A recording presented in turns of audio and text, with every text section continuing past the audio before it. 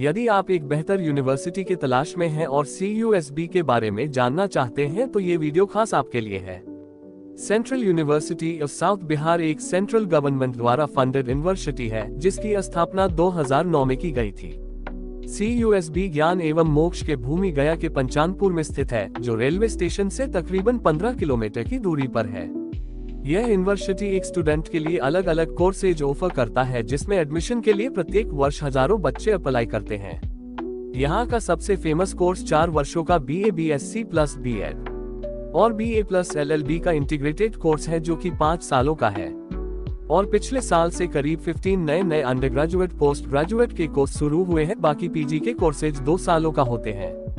आप यूनिवर्सिटी के वेबसाइट पर जाकर के PG के वेरियस कोर्सेज को आप देख सकते हैं। इस यूनिवर्सिटी की खासियत की बात करें तो इसका इंफ्रास्ट्रक्चर बहुत बढ़िया है। चूंकि यूनिवर्सिटी अभी नई है, इसलिए इसके क्लासरूम्स और हॉस्टल्स में काफी अच्छी सुविधाएं उपलब्ध हैं। कुछ क्लासरूम्स में SBE की भी व्यवस्था है। Computer lab, library, reference room है जो रात 8 बजे तक आपके लिए खुले रहते हैं। जहां दोस्तों 8 बजे तक। ऐसे में प्रश्न आता है कि सर, भारत में तो बहुत सारे यूनिवर्सिटी हैं, फिर CUSB को ही क्यों चुने? तो इसका मैं जवाब देना चाहूंगा। पहली बात तो यह है कि यहाँ की जो एजुकेशन का क्वालिटी है वो काफी बेहतर है। ऐसा कहा जाता है कि ये जो भारत के नामी यूनिवर्सिटीज हैं उनसे कहीं अच्छा एजुकेशन ही आपको प्रोवाइड करवाता है। यहाँ KUG में BA और BSBE के साथ साथ B.Ed और LLB का डिग्री भी दिया जाता है, जो आपके फ्यूचर के लिए काफी बेहतर है। यहाँ के प्रोफेसर्स काफी योग्य एवं अनुभवी हैं, जो अच्छी शिक्षा आपको प्रोवाइड करवाते हैं। यहाँ से PG करने के बाद आपको नेट और JRF के लिए बहुत ज्यादा मशक्कत नहीं करना पड़ता है, बल्कि आसानी से आप क्लासरूम के पूरे चीजों को कवर करते हुए आसानी से क्वालिफाई कर सकते हो। आपको यहाँ पर बहुत सारे ऐसे स्टूडेंट मिलेंगे जिन्होंने अपने दूसरे या तीसरे सेमेस्टर में ही नेट या JRF का एग्जाम क्वालिफाई कर लिया है। अगली बात ये कि सेमेस्टर का सिलेबस इतना बड़ा है कि UPSC के लगभग टॉपिक्स और नेट JRF के लगभग सभी टॉपिक्स कवर हो जाते हैं। इस यूनिवर्सिटी की सबसे अच्छी बात यह है कि यहाँ पर कैट लिया जाता है, जिससे सिलेबस क्लास के दौरान ही कवर हो जाता है और फाइनल एग्जाम के समय कुछ खास प्रेशर नहीं पड़ता है।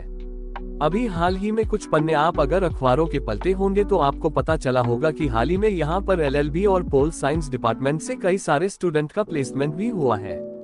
इनके अलावा अगर रहने और खाने की बात करें यूनिवर्सिटी में हॉस्टल और मेस की, तो अगर आपके स्कोर अच्छे हैं तो हॉस्टल आसानी से मिल जाएगा। हॉस्टल का खर्च आपको पर सेमेस्टर 9,000 आएगा, जो आपको पे करना है। अन्यथा आप आसपास PG ले करके भी रह सकते हैं। यहाँ पर आसपास में PG और रूम अवेलेबल हैं, तो आप वहाँ पर ले सकते हैं। थोड़ी दूर पैदल चल करके जाना होगा। अगर आप वेजिटेरियन हैं तो मेस भी आपके लिए ठीक ठाक खाना उपलब्ध करा देता है, जिसका चार्ज पड़ेगा लगभग तकरीबन 31-32 पर मंथ। अगर आप बिहार, उत्तर प्रदेश या ओडिशा जैसे नॉर्थ वेस्ट से हैं तो आपको यहाँ पर यूनिवर्सिटी में लोकल वाइब्स मिलेंगे रहने और खाने दोनों में। इनके अलावा कुछ नेगेटिव एस्पेक्ट्स भी हैं यूनिवर्सिटी के, जिसको मैं हाईलाइट करना चाहूंगा। ह्यूमैनिटी सब्जेक्ट की बात करें तो यहाँ पर पढ़ाई ज्यादा फैक्चुअल होती है। क्रिटिकल थिंकिंग डेवलप करने पर ज्यादा जोर नहीं दिया जाता है, जैसा कि जनू में होता है। पॉलिटिकल साइंस की क्लास में तो ये तक बोल दिया गया कि पॉलिटिक्स पढ़ना है लेकिन करना नहीं है। बाकी आप समझ सकते हो कि यहाँ पर पॉलिटिक्स का कोई चांस नहीं है। तीसरी चीजें जो यूनिवर्सिटी की सबसे हेक्टिक है वो है 75% का अटेंडेंस। हाँ दोस्तों, यहाँ पे जान से भी ज्यादा जरूरी है 75% का अटेंडेंस, अन्यथा आपको एग्जाम नहीं देने दिया जाएगा। कोई प्रोफेसर्स कितना भी घटिया क्यों न पढ़ाते हो, आपको क्लास उनका करना है, उनकी क्लास में उपस्थित रहना है। आप उस आवर में लाइब्रेरी जाकर किताबें नहीं पढ़ सकते, कोई एक्सक्यूज नहीं दे सकते। आपको क्लास करना है तो करना है। ये थोड़ा मुझे बहुत बड़ा हेक्टिक चीजें लगता है। अगर आप नॉन वेजिटेरियन हैं, नॉन वेज खाना पसंद करते हैं, तो आपको बाहर खाना पड़ेगा। मेज में ये सुविधा आपको नहीं मिलेगी। यही कारण है कि केरल वगैरह या साउथ इंडियन स्टेट के बहुत सारे स्टूडेंट बाहर रहते हैं, पंचानपुर में रूम ले करके रहते हैं, क्योंकि मेज में उनको नॉन वेज नहीं मिलता। नॉन वेज बाहर खाना पड़ता है तो खर्च बढ़ जाते हैं और उससे सस्ता उन लोग को बाहर रूम ले करके रहना ही लगता है। कैंटीन की बात करें तो कैंटीन में खाना भी बहुत अच्छा नहीं बल्कि घटिया ही बोलेंगे, वैसा ही रहता है। और डाइवर्सिटी की बात करें तो डाइवर्सिटी के नाम पर यहाँ पर बिहार, उत्तर प्रदेश के लोग ही ज्यादा मिलेंगे। जेएनयू और BHU या फिर डू की तरह यहाँ पर भारत के विभिन्न स्टेट से आए हुए लोग कम दिखेंगे।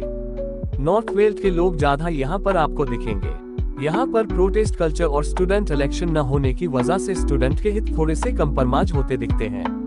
और सबसे नेगेटिव चीजें इस यूनिवर्सिटी के यह है कि यहाँ पर लाइब्रेरी का एक्सेस मात्र 8 बजे रात तक ही दिया जाता है। हॉस्टल के गेट भी 8 बजे ही बंद हो जाते हैं, तो हॉस्टल में 8 बजे इंटर कर जाना, उसके बाद आप बाहर कैंपस में भी टहल नहीं सकते। ये सारी कमियां हैं यहाँ पर, उम्मीद है ये बहुत जल्द ही दूर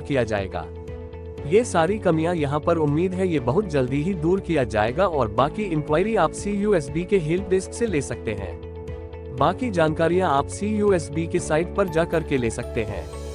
फिर भी अगर कोई प्रश्न रह जाता है तो आप कमेंट कर सकते हैं, उनका जवाब मैं देने का कोशिश करूंगा। धन्यवाद।